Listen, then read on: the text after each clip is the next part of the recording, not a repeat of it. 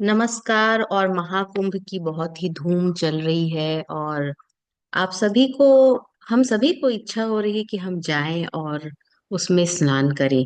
लेकिन कई बार ये पॉसिबल नहीं होता है। तो हमको क्या करना चाहिए कि उसका पुण्य हमको मिल सके? सबसे पहली बात तो ये है कि देश काल और स्थान का महत्व होता है। अगर आप जा सकते हैं और सुगम है तो आप जा भी सकते हैं। बहुत ही अच्छा एक अनुभव होगा, बहुत ही स्पिरिचुअल कलरफुल एनवायरनमेंट है वहां पर। तो आप जा सकते हैं। लेकिन अगर आप नहीं जा सकते तो क्या करना चाहिए? पहले अब हमको देखना है कि तीर्थ में जब ये महाकुंभ आता है तब इसका महत्व क्या है। इसका महत्व है अमृतत्व की प्राप्ति। अमृतत्व की प्राप्ति का मतलब क्या होता है कि आत्मा शाश्वत है। आत्मा शाश्वत है। यहाँ पर अमरत्व का मतलब वो नहीं है कि आपका ये शरीर ही काफी समय तक जिंदा रहेगा। यहाँ पर इसका मतलब है कि अमरत्व की प्राप्ति मतलब आप आपकी जो अंतर आत्मा है उसका उसका प्यूरिफिकेशन होगा, उसका अपलिफ्टमेंट होगा, उसका उद्धार होगा। और जो अधोगति को प्राप्त होते हैं लोग, वो सब नहीं होता है। तो इस तरह का इसका महत्व है। और हम अगर कोई प्रायश्चित करना चाहते हैं या हम कोई बुरी आदतें छोड़ना चाहते हैं तो वो सब में भी हमें काफी मदद मिलती है। तो चलिए देखते हैं कि क्या कर सकते हैं हम ऐसा। तो ये प्यूरिफिकेशन का बेसिकली सफाई का, अपनी आंतरिक सफाई का एक पर्व है। तो हमें क्या करना चाहिए? तो सबसे पहले तो ये है कि गंगा जी का जो स्नान है उसको करने के लिए आपको चाहिए कि आप जो खास तौर पे जो मेन स्नान के दिन है उस दिन आप क्या करें कि अपने शरीर पे थोड़ा सा तेल लगा लें। तिल का तेल है तो और भी अच्छा है, पर नहीं है तो भी चलेगा, कोई भी तेल लगा लें। उसके बाद आप स्नान करें। और उस स्नान के पानी में आप चाहें तो थोड़ा सा गंगा जल या कोई भी पवित्र नदी का जल अगर आपके पास है तो आप उसे डाल सकते हैं। अगर आपके पास वो भी नहीं है तो आप अपनी जो बाल्टी है उसमें अपना हाथ डालिए और गंगा जमुना और सरस्वती माता को याद करें। और ऐसा अपनी मन में धारणा लाएं कि ये जो जल है मेरे सामने, ये गंगा जमुना सरस्वती का जल संगम का जल हो गया है। और फिर श्री हरि विष्णु का और नारायण भगवान का नाम ले और फिर आप स्नान करें। जब आप स्नान कर रहे हैं तो नारायण नारायण या फिर आप राम राम या कृष्ण कृष्ण ऐसे आप नाम जपते रहिए। तो इस तरह से अगर आप स्नान करेंगे तो आपको स्नान का फल मिलेगा। और स्नान करते समय पूर्व दिशा की ओर अपना मुख रखें। तो इससे और भी अच्छा फायदा होता है। अगर आप शावर लेते हैं तो पहले शावर ले लीजिए, साबुन वगैरह लगा लीजिए, उसके बाद छोटे से बकेट में पानी लेके आप ये विधि करके उसको डालिए। उसके बाद उसको आपको स्नान करने की जरूरत नहीं है। फिर आप अपने आप को पोंछ के अपने साफ वस्त्र पहन सकते हैं। वस्त्र धारण करने के बाद अगर आपके पास समय है तो आप चाहें तो भगवान को थोड़ा जल सूर्य जी को थोड़ा जल अर्पित कर सकते हैं। अब लोग कहेंगे कि हमसे हमारे घर से सूर्य नहीं दिखते हैं। कोई बात नहीं, आप हम ये मान रहे हैं कि आप ये सुबह करेंगे तो आप पूर्व की दिशा की ओर देखते हुए भगवान को जल अर्पित कर दीजिए। बस ध्यान ये रखिए कि जो पानी गिर रहा है वो जमीन में नहीं गिरे। तो कोई नीचे कोई पात्र रख लीजिए या कोई गमला है उसको रख लीजिए और उस और जल दीजिए। और ऐसा मानिए कि वो भगवान सूर्य को गया है और फिर उनको प्रणाम कर लीजिए। तो इससे आपको कुंभ नहाने का पुण्य मिलेगा।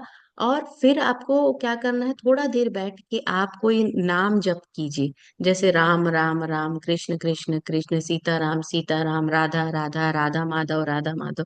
जो भी नाम आपको, शिव शिव शिव, शिव शिवाय नमस्तुभ्यम, या इस तरह का कोई भी जो जिनमें आपकी श्रद्धा है, जो आपके आराध्य देव हैं, उनका नाम का आप जप कीजिए। ठीक है? तो ये नाम का जप करने से भी आपको पुण्य प्राप्त होगा।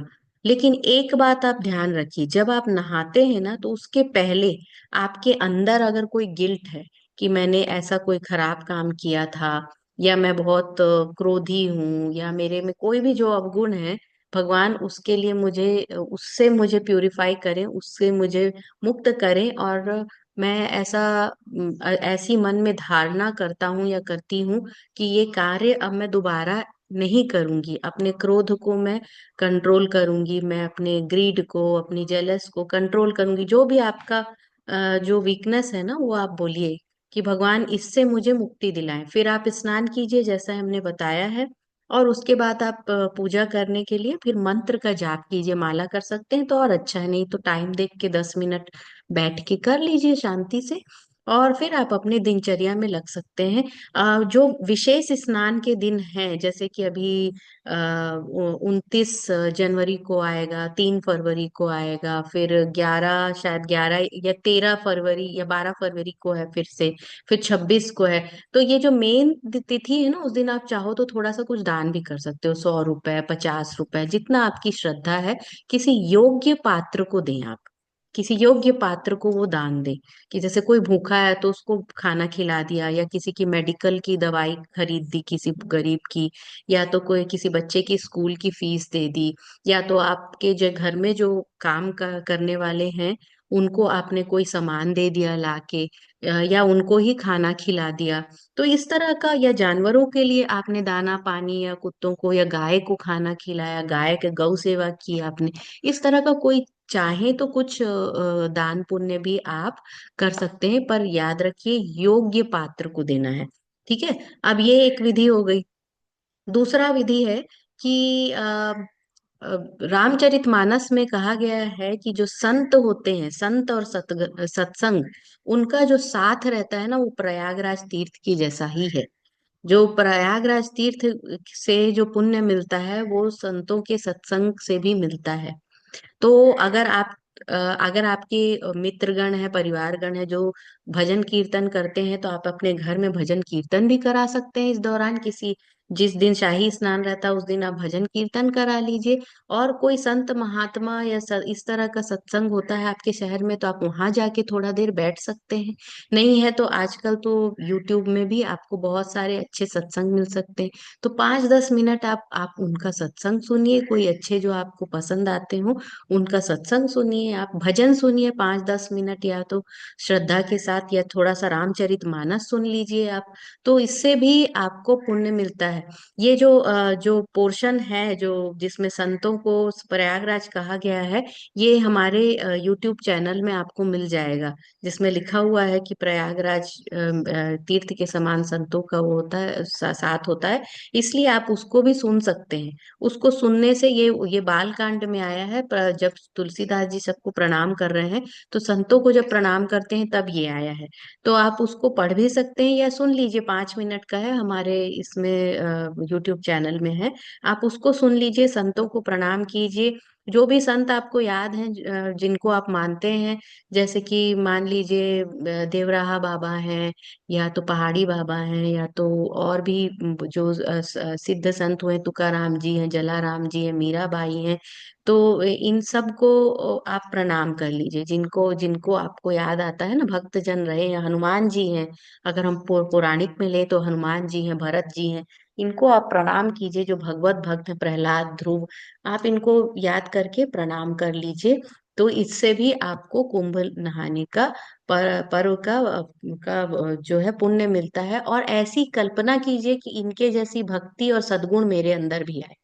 जो संत होते हैं ना, सच्चे होते हैं, कर्तव्यनिष्ठ होते हैं, एकाग्रचित होते हैं, और बहुत ही ऊंची भावना रहती है उनकी भगवान के बारे में। तो इनका जो गुण है वो मेरे अंदर आए, और इनका आशीर्वाद प्राप्त हो, ऐसा भी आप सोच सकते हैं। तो संतों को याद करने से, सत्संग करने से, उनकी वाणी पढ़ने और सुनने से भी आपको ये पुण्य का फल मिलता है। अब देखिए, प्रयागराज जब हम जाते हैं ना, तो इसमें यहाँ पर कुछ तीर्थ होते हैं, जो कि तीर्थों का आप अगर दर्शन करें तो आपको फल मिलता है। लेकिन ऐसा कहा गया है कि ये जो श्लोक है जो मैं आपको सुनाने जा रही हूँ, इसको भी अगर आप बोलते हो, कम से कम 2 से 3 बार आप बोलिए, और प्रयागराज तीर्थ को या अपने घर से ही नमस्कार कीजिए, त्रिवेणी को घर से ही नमस्कार कीजिए, तो इससे भी आपको पुण्य मिलता है। लेकिन फिर मैं कहूंगी कि ये प्यूरिफिकेशन का, ये अपनी आंतरिक सफाई का त्योहार है। तो आपको हर विधि में कम से कम अपने अंदर सद्गुण आए, ये आपको प्रार्थना जरूर करनी है। यही इसका सार है। अगर आप कुंभ भी जा रहे हैं ना, तो अगर आप डुबकी नहीं मारेंगे, डुबकी मारेंगे और आपके मन में ये भावना नहीं है कि मेरी सफाई हो, आंतरिक सफाई हो, या मेरे अंदर अच्छे गुण आए, अगर ये भावना आपके अंदर नहीं है, तो फिर आपका वो डुबकी मारने का भी मतलब नहीं है।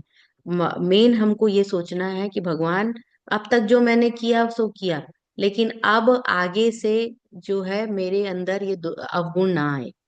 इसलिए आपको डुबकी मारना है और ये अपने अंदर की सफाई के लिए गंगा माँ से प्रार्थना करनी है। तो अब हर विधि जो हमने बताई, नहाने के लिए हमने बताया, मंत्र जाप के लिए हमने बताया, संतों का स्मरण, सत्संग और नाम लेने के लिए जो हमने बताया, ये सबके पहले आपको ये जरूर सोचना है कि मैं, मेरे अंदर जो है, मेरी अंतःकरण की सफाई हो, मेरे अंदर भक्ति है, सद्भावना है, सच्चे गुण है। इस तरह की भावना आपके मन में जरूर आनी चाहिए। ये बहुत इम्पोर्टेंट है। अब हम जो बता रहे हैं, ये मंत्र के बारे में बता रहे हैं। तो प्रयागराज जब हम जाते हैं तो हमको कुछ त्रिवेणी के साथ कुछ स्थानों के दर्शन भी करना होता है। इस 2 लाइन के श्लोक में आपको वो सारे स्थानों के नाम हैं। प्रयागराज जी को याद करते हुए अगर आप इन स्थानों का नाम लेते हैं तो भी आपको पुण्य मिलेगा। तो ये श्लोक है, त्रिवेणी माधवम सोवम भरद्वाजम च वासुकिम वंदे अक्षय वटम शेषम प्रयागम तीर्थ नायकम। तो वहां पर त्रिवेणी में स्नान करना है, फिर माधव जी का मंदिर है, आपको वहां जाना है, फिर सोमेश्वर जी का मंदिर है, वहां जाना है, फिर भरद्वाज जी का और वासुकी जी का मंदिर है, वहां जाना है, फिर अक्षय वट है, वहां जाना है, शेष जी का मंदिर है, वहां जाना है। इतने स्थान के दर्शन करने से आपको तब जाके पूरा प्रयागराज तीर्थ का आपको फल मिलता है। तो अगर आप कुंभ नहाने भी गए हैं तो कोशिश करिए, क्योंकि बहुत भीड़ होगी, अंदर जाने में कितना टाइम लगता है, क्या है आपके लौटने का क्या समय है, ये मुझे नहीं मालूम। लेकिन आप क्या कर सकते हैं, नहाने के बाद कम से कम ये जितने स्थान आप कवर कर सकें, ये कवर करके आपको आना चाहिए। या तो घर में 3 बार कम से कम भगवान को याद करके आप प्रयागराज जी को याद करके बोलिए, त्रिवेणी माधवम सोवम भरद्वाजम च वासुकिम वंदे अक्षय वटम शेषम प्रयागम तीर्थ नायकम। त्रिवेणी माधवम सोमम भरद्वाजम च वासुकीम वंदे अक्षय वटम शेषम प्रयागम तीर्थ नायकम। तो इस जो श्लोक को अगर आप बोलेंगे तो भी आपको प्रयागराज तीर्थ में स्नान का फल मिलेगा। और जब आप दान पुण्य भी कर रहे हैं ना, तो भी आप ये बोलिए कि मेरे अंदर दया का, प्रेम का, सद्भावना का भाव है, क्षमा का भाव है, मैं अपने को और दूसरों को भी क्षमा कर सकूं। इस तरह से आप भावना करते हुए आप स्नान कीजिए और घर पे ही प्रार्थना कीजिए, तो आपको प्रयागराज तीर्थ का पुण्य मिलेगा। तो इस तरह से आप प्रयागराज तीर्थ और कुंभ का पुण्य प्राप्त कर सकते हैं। जय श्री राम।